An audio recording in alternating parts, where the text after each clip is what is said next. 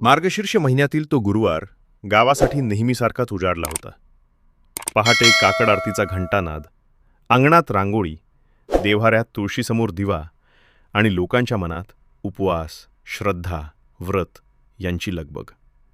पण या सगळ्या धार्मिक शांततेच्या पडद्यामागे एका कुटुंबाच्या घरात साठत चाललेली अस्वस्थता कुणालाही दिसत नव्हती. गावाच्या कडेला असलेल्या त्या लहानशा घरात 13 वर्षांची एक मुलगी राहत होती, जिला शाळेत गणित जड जात होतं, पण मराठी निबंधात ती नेहमी पहिली येत असे. जिला वहीच्या मागच्या पानावर फुलं काढायला आवडायची आणि जिला आईसाठी चहा ठेवताना पाणी सांडलं तरी ती स्वतःवरच हसत असे. ती मुलगी कुठल्याही वर्तमानपत्रात नाव येईल अशी नव्हती, पण तिचं अस्तित्व तिच्या आईसाठी श्वासासारखं आणि शेजाऱ्यांसाठी ओळखीचं होतं. त्या घरात वडील होते, कष्टकरी पण रागीट. परिस्थितीचा भार, व्यसनांचा सापळा आणि समाजाने दिलेल्या चुकीच्या पुरुषत्वाच्या कल्पना यांच्या ओझ्याखाली दबलेले. आणि हे सगळं मिळून घरात शब्दांची कडवटता वाढत गेली होती. गुरुवारी सकाळी आई उपवासाची तयारी करत होती. मुलगी शाळेची वही आवरत होती आणि वडील निघताना काही बोलले. काही शब्द हवेतच विरले, पण त्यांचा सूर घराच्या भिंतींवर आदळून परत येत राहिला. दुपारपर्यंत गावात नेहमीसारखीच गर्दी होती. मंदिरात फुलं, बाजारात भाजी, शाळेत तास, पण त्या घरात मात्र वेळ जणू थांबली होती. कारण घरगुती तणाव हा बहुतेकदा बाहेर दिसत नाही. तो आवाज न करता आत आत वाढतो. संध्याकाळी शेजाऱ्यांनी फक्त एवढंच पाहिलं की घराचं दार बंद होतं आणि रात्री उशिरा एक कुजबूज पसरली. काहीतरी वाईट झालंय. पण कोणी तपशील विचारले नाहीत, कारण आपल्या समाजात अजूनही घरचा प्रश्न हा प्रश्न नसतो. तो एक शांततेचा बहाणा असतो. त्या घटनेचा उल्लेख पुढे फक्त एका ओळीत झाला. 13 वर्षांची मुलगी आपल्या वडिलांच्या वागणुकीमुळे दगावली, इतकंच. त्यापुढे काही नाही, कारण तपशील टाळले गेले, शब्द गिळले गेले आणि खरे प्रश्न बाजूला ठेवले गेले. दुसऱ्या दिवशी शाळेची घंटा वाजली, पण तिची खुर्ची रिकामी राहिली.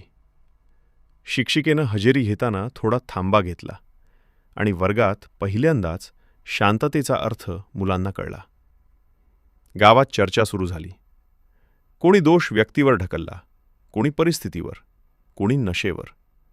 पण फार थोड्यांनी स्वतःकडे बोट दाखवलं, कारण हे प्रकरण केवळ एका बापाचं नव्हतं, तर शेजाऱ्यांच्या दुर्लक्षाचं, नातेवाईकांच्या मौनाचं, शाळेच्या संकेत न ओळखण्याचं आणि समाजानं सहन कर म्हणून शिकवलेल्या चुकीच्या शिकवणीचं होतं. पोलीस आले, चौकशी झाली, कायद्याची भाषा ऐकू आली. पण कायदा येईपर्यंत उशीर झालेला असतो हे त्या दिवशी सगळ्यांना जाणवलं. मंदिरात पुढच्या गुरुवारी पुजाऱ्यानं नेहमीची आरती म्हटली, पण शेवटी त्यानं एक वाक्य जोडले: देवापेक्षा माणूस मोठा, आणि माणुसकी हरवली तर व्रत अपुरं. त्या वाक्यानं काहींच्या डोळ्यात पाणी आलं. काहींनी मान खाली घातली आणि काहींनी पहिल्यांदाच विचार केला की आपण वेळेत आवाज उठवला असता तर. त्या मुलीची आई गावात शांत झाली. तिच्या डोळ्यात शब्द उरले नाहीत, पण तिच्या शांततेनेच समाजाला आरसा दाखवला. शाळेत बालसंरक्षणावर चर्चा सुरू झाली. शिक्षकांनी लक्षणं ओळखायला शिकायला सुरुवात केली. महिलांनी एकमेकांशी बोलायला धैर्य केलं आणि काही वडिलांनी पहिल्यांदाच रागावर नियंत्रण म्हणजे कमजोरी नाही हे मान्य केलं. मार्गशीर्ष गुरुवार अजूनही आला, पण त्या दिवसाला आता एक वेगळा अर्थ मिळाला. उपवासाबरोबर आत्मपरीक्षणाचा, देवासोबत माणसाच्या जबाबदारीचा. आणि ही कथा गावात हळूहळू पसरत गेली. नाव नसलेली, तपशील नसलेली, पण प्रश्नांनी भरलेली. कारण कधीकधी समाज बदलण्यासाठी रक्तरंजित वर्णनांची गरज नसते. एका रिकाम्या खुर्चीचाही आवाज पुरेसा असतो. त्या रिकाम्या खुर्चीचा आवाज दिवसेंदिवस मोठा होत गेला, कारण तो फक्त शाळेपुरता मर्यादित राहिला नाही, तर हळूहळू गावाच्या प्रत्येक कोपऱ्यात पसरू लागला.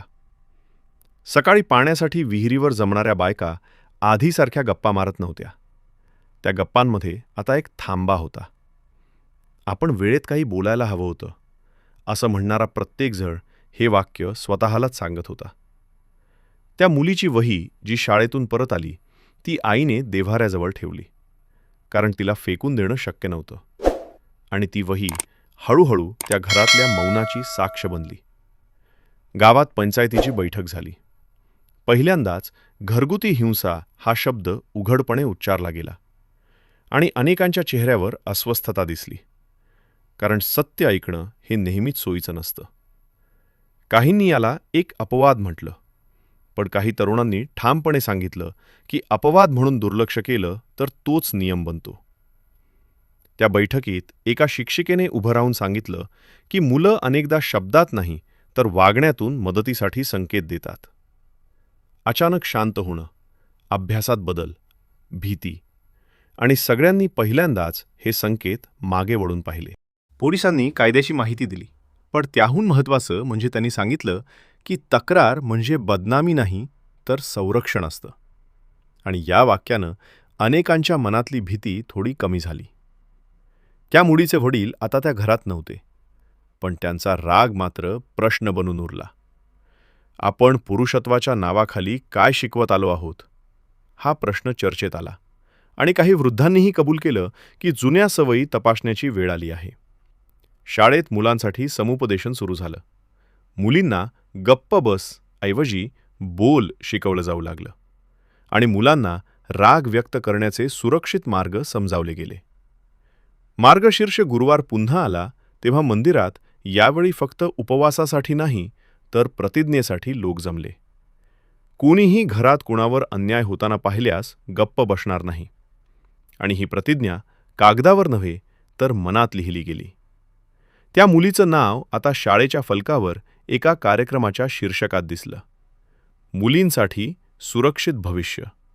आणि नाव उच्चारताना कुणीही तपशील सांगितले नाहीत, कारण उद्देश दुःख वाढवणं नव्हे तर दिशा बदलणं होता. आई अजूनही फार बोलत नव्हती, पण तिनं इतर मुलींसाठी एक छोटं वाचन कक्ष सुरू केला, जिथे संध्याकाळी मुलं बसून पुस्तकं वाचत, आणि त्या खोलीत तिच्या मुलीचं स्वप्न जिवंत असल्यासारखं वाटत होतं. गावाबाहेरून आलेल्या लोकांनी या बदलाकडे आश्चर्यानं पाहिलं, कारण एका शांत न बोलल्या गेलेल्या घटनेनं इतकं मोठं आत्मपरीक्षण घडवून आणेल असं कुणालाही वाटलं नव्हतं. हळूहळू ही कथा आसपासच्या गावात पोहोचली, तपशिलांशिवाय, नावांशिवाय. पण संदेश स्पष्ट होता की श्रद्धा तेव्हाच खरी ठरते जेव्हा ती माणसाला सुरक्षित ठेवते. हळूहळू ही कथा आसपासच्या गावात पोचली, तपशिलांशिवाय, नावांशिवाय. पण संदेश स्पष्ट होता की श्रद्धा तेव्हाच खरी ठरते जेव्हा ती माणसाला सुरक्षित ठेवते. मार्गशीर्ष गुरुवार आता फक्त व्रताचा दिवस राहिला नव्हता. तो आठवणीचा, जबाबदारीचा आणि जागरूकतेचा दिवस बनला होता. आणि समाजाला हे उमगू लागलं की एखाद्या मुलीचा आवाज कायमचा हरवण्यापेक्षा तो वेळेत ऐकणं हेच खऱ्या अर्थाने देवपूजा आहे. त्या दिवसानंतर गावाच्या भाषेत सूक्ष्म बदल दिसू लागला, कारण आधी जे घरचा प्रश्न म्हणून झाकलं जात होतं ते आता आपला प्रश्न म्हणून बोललं जाऊ लागलं.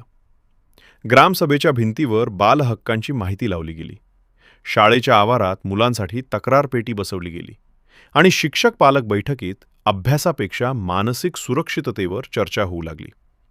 काही आईवडिलांनी आपल्या मुलांशी पहिल्यांदाच मोकळेपणाने बोलायला सुरुवात केली, राग, भीती, अपयश याबद्दल. कारण त्या 13 वर्षांच्या मुलीच्या अनुपस्थितीने त्यांना शिकवलं होतं की मौन हे नेहमीच शांत नसतं, कधीकधी ते धोक्याचं असतं. त्या मुलीच्या वहीतील शेवटच्या पानावर लिहिलेलं एक साधं वाक्य, मी मोठी झाले की सगळं ठीक होई, हे वाक्य आता गावाच्या अनेक भाषणात उद्धृत केलं जाऊ लागलं. कारण ते स्वप्न अपूर्ण राहिलं असलं तरी त्याचा अर्थ लोकांच्या मनात रुजत गेला. काही तरुणांनी व्यसनमुक्ती मोहीम सुरू केली, काही महिलांनी एकमेकांसाठी आधार गट उभा केला आणि काही वडिलांनी रागावर नियंत्रणासाठी समुपदेशन स्वीकारलं. हे सगळं एका घटनेनंतर घडत होतं, पण त्या घटनेचं नाव कुणी घेत नव्हतं. कारण नाव घेतलं की वेदना जाग्या होत आणि उद्देश वेदना नव्हे तर बदल होता. मार्गशीर्ष गुरुवार आला की आता मंदिरात फक्त दिवे लागत नव्हते, तर प्रश्नही पेटत होते. आपण आज कुणाचं ऐकलं? कुणाला मदत केली? आणि ह्या प्रश्नांची उत्तरं शोधणं हीच त्या दिवसाची खरी पूजा बनली होती. शेजारच्या गावातून लोक विचारायला येऊ लागले की हा बदल कसा घडला. तेव्हा गावकरी फक्त एवढंच सांगत, एक मुलगी शिकून गेली. आणि त्या वाक्यात दोष नव्हता, तर जबाबदारी होती. आईचं वाचन कक्ष आता लहान ग्रंथालयात बदललं होतं, जिथे मुलं अभ्यासासोबत सुरक्षिततेबद्दल बोलायला शिकत होती. आणि त्या जागेत त्या मुलीचं नाव एका फलकावर कोरलेलं होतं. नायक म्हणून नव्हे, तर आठवण म्हणून. काळ पुढे सरकत गेला. वेदना बोथट झाल्या नाहीत, पण त्यांना दिशा मिळाली. आणि समाजाने हळूहळू हे मान्य केलं की देवाचे व्रत पोटाने नाही, तर अंतःकरणाने केलं जातं. ही संपूर्ण कथा काल्पनिक असली तरी तिचा अर्थ वास्तवात खोलवर रुजणारा आहे. कारण अशा घटना जेव्हा केवळ बातमी म्हणून वाचल्या जातात, तेव्हा विसरल्या जातात. पण जेव्हा त्या आत्मपरीक्षणाची ठिणगी बनतात, तेव्हा समाज बदलतो. मार्गशीर्ष गुरुवार अजूनही येतो. आरती अजूनही होते. पण आता त्या दिवशी गावाला एकच गोष्ट आठवते, मुली वाचवणं हीच खरी श्रद्धा. आणि इथेच ही कथा थांबते. कारण तिचा शेवट शब्दात नाही, तर त्या समाजाने घेतलेल्या निर्णयात आहे. आणि तो निर्णय जिवंत असेपर्यंत त्या 13 वर्षांच्या मुलीचा आवाज कधीच पूर्णपणे हरवलेला मानला जाणार नाही. जर तुम्हाला ही कथा आवडली असेल तर नक्कीच लाईक, शेअर आणि सबस्क्राईब करायला विसरू नका. धन्यवाद.